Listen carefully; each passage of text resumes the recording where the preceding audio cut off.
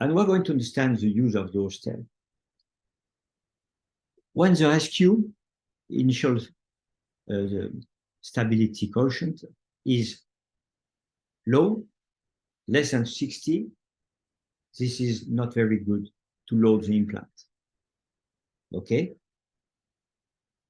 Medium stability, for 60 to 70, we can think about what can be done, and high stability is over 70. So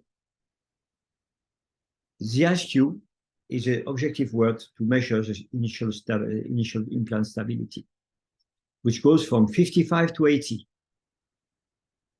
Higher values are generally observed in the mandible, more in the mandible than in the maxilla.